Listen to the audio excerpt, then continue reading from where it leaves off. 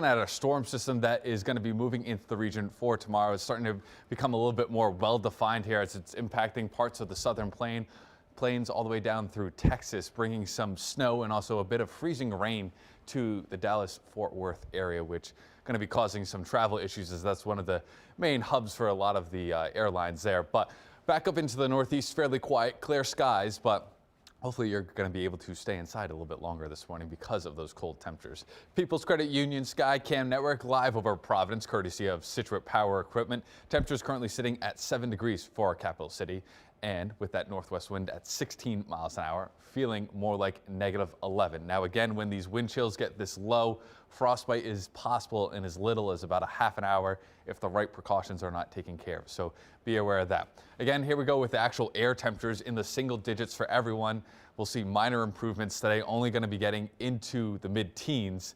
15 degrees could potentially be our coldest afternoon we've seen since 2019. And then we're going to be right back down into the single digits for tomorrow morning, which is going to set the stage for our snowstorm that's going to be moving in. Now, I'm going to go through a couple of maps here, and we'll start with the start time for the snow. We bumped it up by about an hour. We're thinking about 9 a.m. to noon for most of us. That snow will be developing across the area from southwest basically to northeast, and then maybe some of our area, northern Bristol County, parts of Mansfield, Easton, could start to see that snow develop after about lunchtime. Snowfall accumulations really haven't changed all that much, even though we're anticipating that potential for a little bit of sleet to be greater, and that's because we kind of factored that in to the forecast from the start. So still thinking about 8 to 12 inches of snow for the south coast down through the Cape. This is before that sleet arrives, so most of the snow should be on the ground by maybe 7, 8, 9 o'clock on Sunday. It will continue to snow for interior locations. That's why they're going to end up with those higher snowfall amounts. Also have maybe some lighter, fluffier snow.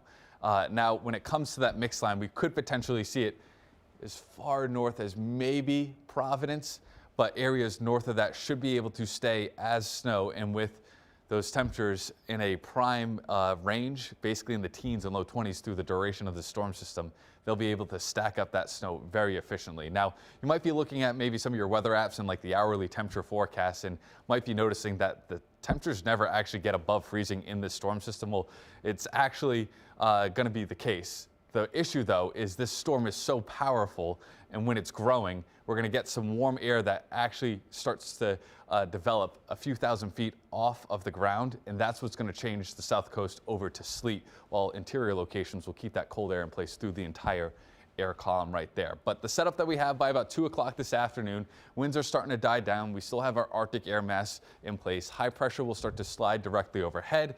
Even with that being the case, we're still going to have mostly cloudy skies by the time we wake up tomorrow morning. Temperatures once again near 0 to the low single digits, and then we'll see that snow developing going through the morning time frame. Now, after about 2 o'clock, that's when snowfall rates really start to ramp up, possibly 2 inches of snow per hour or more. And we can see our storm system coming up the coastline. Here's that sleet line right there that's going to make its way potentially along our south coast. That will kind of end the snowfall accumulation for areas south of Providence, but we continue to see some decent snowfall rates all the way into about midnight or so on Sunday night into Monday, and that snow could continue to wrap around this storm system through the second half of Monday as well. So it's going to be kind of a long duration thing, but the good news is lighter snow on Monday. The one question is, do we have any kind of mesoscale bands that do set up across northern Rhode Island? That'll be kind of an answer we have for you more or less tomorrow. But regardless, this is going to be a front-end thumping, and I do kind of want to stress this too. A lot of people might be thinking, oh, I can go to the watch party for the Patriots game tomorrow, and it might not look bad at the start of the game, but by the time you get out of the game, there could be a foot of snow on the ground.